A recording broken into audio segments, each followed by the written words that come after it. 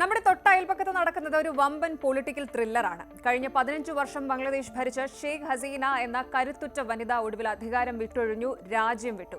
ഷെയ്ഖ് ഹസീനയുടെ ഭരണത്തിന് അന്ത്യം കുറിച്ച ആ വിദ്യാർത്ഥി പ്രക്ഷോഭത്തിന് ശേഷം രാജ്യം കാത്തിരുന്ന ആ നിർണായക വിധിയെഴുത്ത് പുറത്തു വന്നിരിക്കുകയാണ്. ഹസീനയുടെ ഏറ്റവും വലിയ രാഷ്ട്രീയ ശത്രു താരിഖ് റഹ്മാൻ വിജയ കിരീടവുമായി ബംഗ്ലാദേശിന്റെ സിംഹാസനത്തിലേക്ക് തിരിച്ചെത്തുകയാണ്.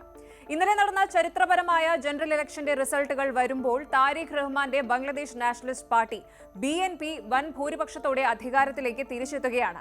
17 വർഷത്തെ പ്രവാസ ജീവിതം കഴിഞ്ഞ് തിരിച്ചെത്തിയ താരിഖ് റഹ്മാൻ ബംഗ്ലാദേശിന്റെ അടുത്ത അമരക്കാരനാകാൻ ഒരുങ്ങുന്നു.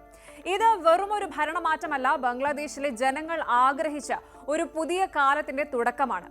എന്താണ് ബംഗ്ലാദേശിൽ ഇപ്പോൾ സംഭവിക്കുന്നത്? താരിഖ് റഹ്മാന്റെ ഈ വമ്പൻ തിരിച്ചുവരവ് ഇന്ത്യയെ എങ്ങനെ ബാധിക്കും? പരിശോധിക്കാം.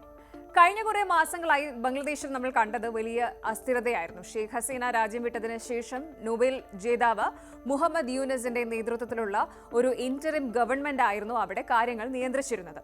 ഒടുവിൽ ഫെബ്രുവരി 12 നടന്ന ഇലക്ഷന്റെ ലേറ്റസ്റ്റ് കണക്കുകൾ വന്നപ്പോൾ ആകെയുള്ള 300 സീറ്റുകളിൽ 200-ലധികം സീറ്റുകൾ നേടി BNP അധികാരം ഉറപ്പിച്ചിരിക്കുകയാണ്. ഹസീനയുടെ പാർട്ടിയായ അവാമി ലീഗ് ഇല്ലാത്ത ഇലക്ഷനിൽ പ്രധാന പോരാട്ടം നടന്നത് ഇസ്ലാമിസ്റ്റ് പാർട്ടിയായ ജമാഅത്തെ ഇസ്ലാമിയും BNPയും തമ്മിലായിരുന്നു. പക്ഷേ ജമാഅത്തിന് വെറും 60ഓളം സീറ്റുകൾ മാത്രമേ ലഭിച്ചുള്ളൂ. അതായത് ബംഗ്ലാദേശിലെ ജനങ്ങൾ തിരഞ്ഞെടുത്തത് ഒരു മോഡറേറ്റ് ജനാധിപത്യ ഭരണകൂടത്തെയാണ്. ജനങ്ങൾ തിരഞ്ഞെടുത്തത് മാറ്റത്തെയാണ്.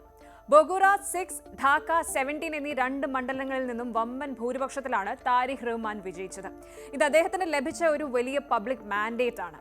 ഈ വിജയത്തെ അഭിനന്ദിച്ചുകൊണ്ട് ഇന്ത്യൻ പ്രധാനമന്ത്രി നരേന്ദ്രമോദി ഇതിനോടകം തന്നെ രംഗത്തെത്തിയിട്ടുണ്ട്.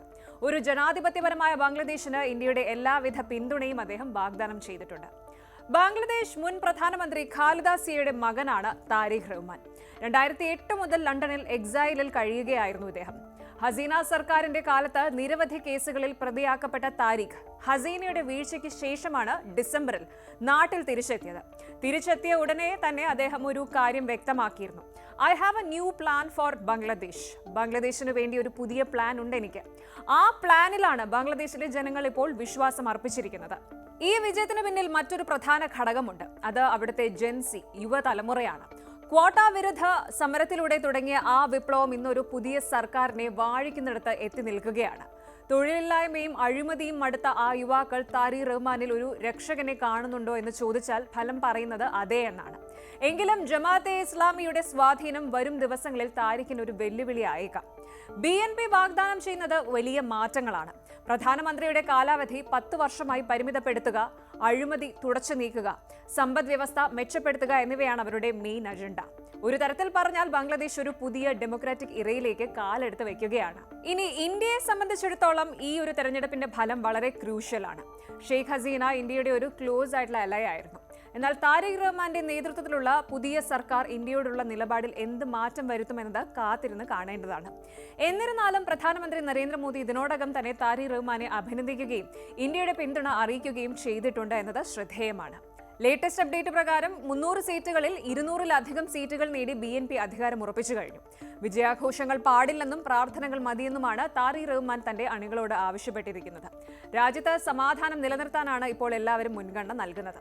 ബംഗ്ലാദേശ് ഇപ്പോൾ ഒരു വലിയ മാറ്റത്തിന്റെ വക്കിലാണ്. താരിഖ് റഹ്മാൻ എന്ന പഴയ നേതാവിന്റെ പുതിയ അവതാരം ബംഗ്ലാദേശിനെ എങ്ങോട്ട് നയിക്കും?